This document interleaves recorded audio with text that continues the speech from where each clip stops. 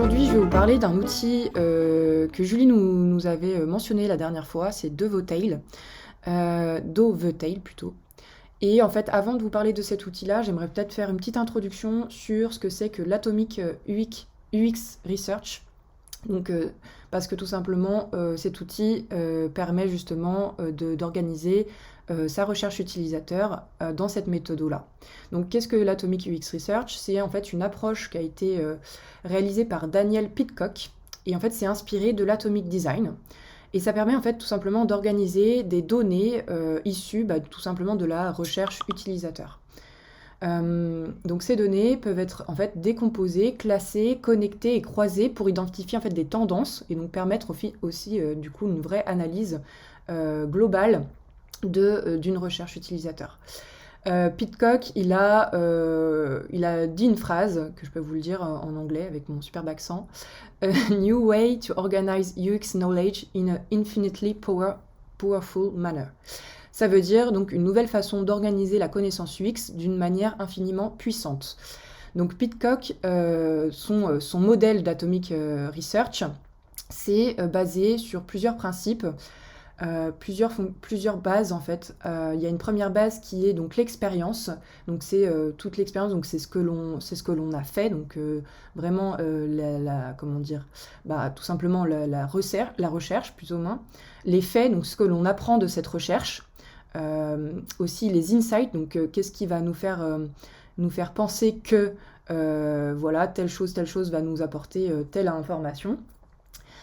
Et tout simplement les conclusions, donc la synthèse globale, donc ce qu'on va faire de ces insights et comment ça va nous permettre en fait tout simplement de faire une synthèse globale de toutes nos recherches. Et des recommandations bien sûr derrière UX pour améliorer tout simplement ce qui a été testé. Donc pourquoi je vous parle de ça ? Tout simplement parce que aujourd'hui il y a plusieurs outils qui permettent en fait tout simplement d'organiser la recherche utilisateur et dont un outil qui s'appelle Dovetail que je vais vous présenter ici. Donc je vais vous montrer un petit peu comment ça se concrétise. Donc en fait Dovetail c'est un outil qui permet en fait d'organiser sa recherche par projet. Donc tout simplement l'idée c'est de pouvoir créer des projets par type de recherche. Par exemple ça peut être, je sais pas, demain si on fait une recherche avec des tests utilisateurs pour Sodexo, et bien tout simplement on peut créer un nouveau projet pour du coup Sodexo, et on appellerait ça par exemple recherche test utilisateur Sodexo. Donc là, on va créer un nouveau projet, on va le créer de manière vierge pour commencer sur une base complètement vide. Je vais avancer un petit peu. Ouais, ça va. Et donc ici, comme je le disais, on va pouvoir du coup nommer ce projet. Donc par exemple, voilà, test utilisateur Sodexo. Et l'idée, c'est ici de faire vraiment notre guide et notre guide d'interview avec tous les éléments qu'on a l'habitude d'insérer, c'est-à-dire tout simplement les participants, les critères de recrutement de ces participants-là, l'objectif de notre recherche. Et aussi, du coup, voilà, on peut mettre bien sûr un tableau avec les participants, leurs coordonnées, et aussi forcément, du coup, le guide d'interview avec toutes nos questions et tous nos éléments qui vont nous permettre de réaliser notre interview. Donc là, vraiment, c'est vraiment un petit peu ce qu'on a, nous, de notre côté, chez La Grande Ourse, c'est vraiment le guide d'interview. Ensuite, on va pouvoir, du coup, ici, insérer nos données récoltées. C'est-à-dire, quand il parle de données, c'est tout simplement, en fait, nos enregistrements d'interview utilisateurs. C'est-à-dire qu'on va pouvoir insérer, tout simplement, du coup, des vidéos de tests utilisateurs. Voilà, comme vous le voyez ici, on peut insérer du coup une vidéo MP4. Hop. Et c'est là où l'outil va être très puissant. C'est-à-dire qu'on va pouvoir du coup ici vraiment pouvoir faire notre retranscription d'interview. On va pouvoir bien sûr donc mettre un titre à cette interview-là et utiliser, donc là c'est allé un peu vite, mais utiliser l'outil de transcription automatique qui va permettre, tout simplement, vous allez le voir, c'est là où c'est très puissant sur cet outil, d'avoir toute la transcription en fait de l'interview de manière écrite. ici, voilà, vous voyez que c'est arrivé juste en dessous. Et donc ici, on peut retrouver toute la transcription, et c'est là où vraiment l'outil est assez puissant. C'est-à-dire que je peux lancer ma vidéo, voilà, comme vous allez le voir, et je peux voir du coup, voilà, chaque élément de ma transcription qui est mis en avant. Je peux bien sûr corriger si je vois qu'il y a des petits problèmes de faute d'orthographe ou s'il y a une mauvaise transcription à certains endroits. Et aussi, je peux bien sûr du coup renommer les speakers pour pouvoir vraiment identifier qui parle à quel endroit. Et donc ici, bah, voilà, je peux identifier qui est l'interviewé et qui est l'intervieweur. Donc vraiment, vous voyez que ce qui est vraiment hyper intéressant ici, c'est qu'on a vraiment toutes les verbatims de manière écrite. Et donc en haut, là, vous pouvez voir qu'on peut ajouter différentes informations globales sur cette interview. Donc bien sûr le nom de la personne, on peut ajouter ses coordonnées, on peut ajouter d'autres éléments, par exemple, je ne sais pas, si son métier, sa profession. Et vous allez voir qu'un peu plus tard, ces éléments-là vont nous permettre en fait de pouvoir du coup filtrer par ce type d'informations et d'avoir vraiment une vue globale de, par exemple, toutes les personnes qui travaillent dans le même type de profession, par exemple. Donc là, vraiment, on peut ajouter plein d'éléments qui vont nous servir de segments plus tard. Voilà. On peut en créer de nouveaux.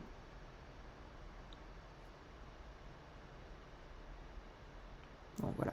Là, c'est vraiment l'exemple global. Par exemple, ici, ce qui est intéressant, c'est qu'on peut voir aussi typiquement le usability score de la personne en question. Et ça peut être un élément qui peut servir plus tard, du coup, pour voir du coup quels sont les utilisateurs et pouvoir filtrer du coup pouvoir filtrer par usability score pour voir du coup quels sont les utilisateurs qui ont un usability score plus élevé ou plus bas. Enfin voilà, pouvoir vraiment avoir une visibilité globale sur ça. D'autres éléments par rapport à ça que vous allez pouvoir voir, c'est qu'on va pouvoir en fait tout simplement venir sélectionner des parties dans notre interview et du coup nous en servir pour justement notre synthèse.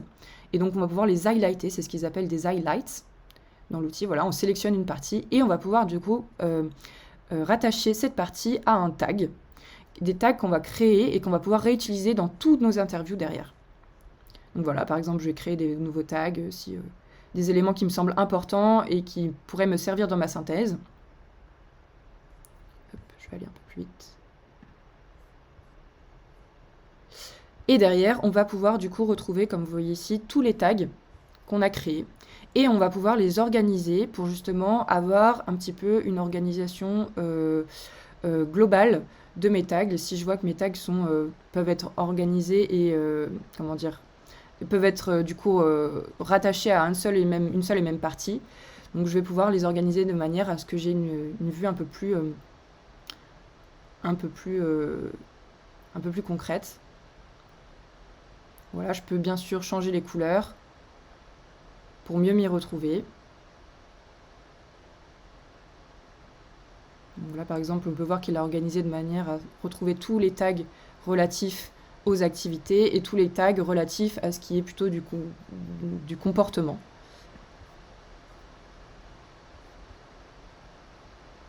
Et en cliquant sur un tag, ce qui est intéressant ici, c'est qu'on peut retrouver tout simplement tous les highlights qu'on a rattachés à ce tag dans tous nos interviews. Et on peut déjà ici commencer à rédiger un petit peu notre analyse tout simplement des différents interviews, des différents highlights qu'on a pu récolter. On peut aussi, bien sûr, ici, il le montre, recliquer sur la vidéo pour revoir, du coup, les passages. Ce qui est intéressant ici, c'est qu'on peut aussi, du coup, avoir en même temps le verbatim et aussi, du coup, la réaction de la personne. Donc, ça peut être aussi intéressant d'avoir ça.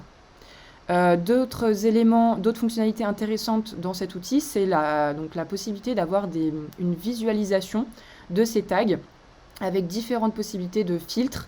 Donc, bien sûr, ici, on peut aussi avoir des différentes possibilités d'affichage. Ici, on peut avoir la possibilité d'afficher sous forme de diagramme, sous forme plutôt de graphique. Ça peut nous permettre d'avoir une visibilité un peu globale sur mes différents tags. On peut bien sûr, encore une fois, cliquer sur un tag pour retrouver du coup tous les interviews relatifs à ce tag. Hop, j'avance un petit peu. Autre partie intéressante, c'est cette partie-là d'highlights. Donc c'est ici où on retrouve en fait tout ce qu'on a highlighté dans nos interviews. Donc, vous pouvez le voir ici à gauche, on retrouve tous nos highlights avec la vidéo rattachée, les tags rattachés à cet highlight. Si on a des notes, on peut ajouter des notes et on peut commencer à rédiger nos insights. Donc vraiment la synthèse globale. Et ici, d'autres fonctionnalités intéressantes, c'est la possibilité de filtrer par tag, donc les tags qu'on a créés.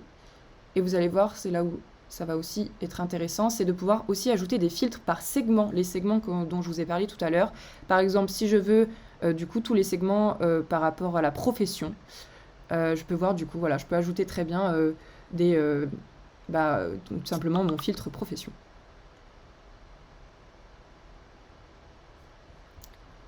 Voilà pour ça. Et ensuite, du coup, ce qui est intéressant ici, c'est que je peux du coup sélectionner différents highlights suite à mes filtres et je peux créer du coup mes insights par rapport à ces highlights.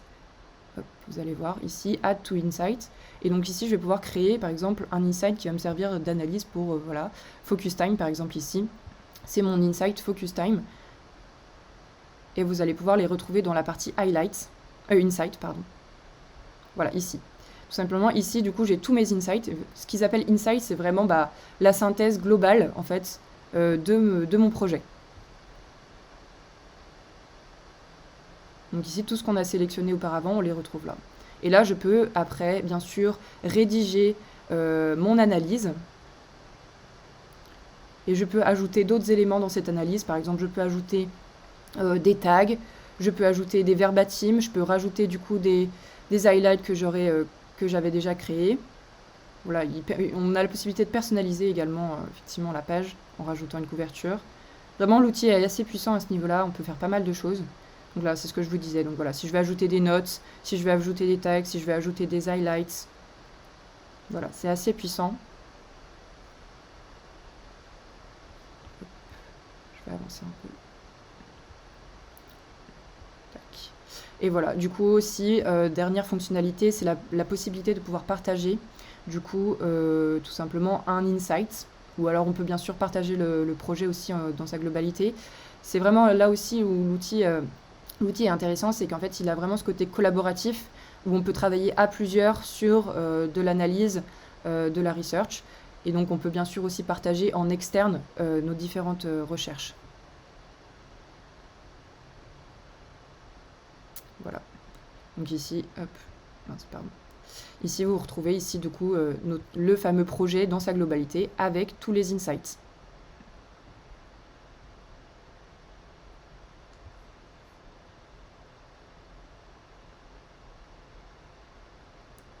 Voilà.